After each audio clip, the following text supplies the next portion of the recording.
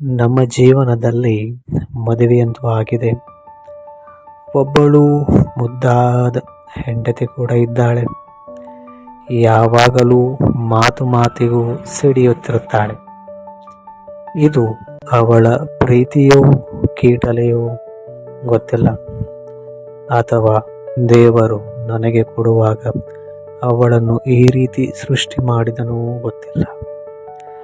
ನಮ್ಮ ಮೂಡು ಚೆನ್ನಾಗಿದ್ದರೆ ಓಕೆ, ಕೆಲಸದ ಟೆನ್ಷನ್ನಲ್ಲಿ ನಾನಿದ್ದರೆ ಚೆನ್ನಾಗಿ ಬೈದು ಬಿಡೋದೆಯ. ಇನ್ನು ಬೈದರಂತೂ ಅವಳು ಸಿಟ್ಟಾಗುತ್ತಾಳೆ, ಊಟ ಬಿಡುತ್ತಾಳೆ. ಮತ್ತೆ ನಾವು ಅವಳನ್ನು ಸಮಾಧಾನಪಡಿಸುವುದು, ಕ್ಷಮೆ ಕೇಳುವುದು, ಸ್ವಲ್ಪ ದಿನ ಅಷ್ಟೇ. ಸೇಮ್ ಪ್ರೊಸೀಜರ್ ಮತ್ತೆ ರಿಪೀಟು. ಹೆಂಗೆ ಜೀವನ?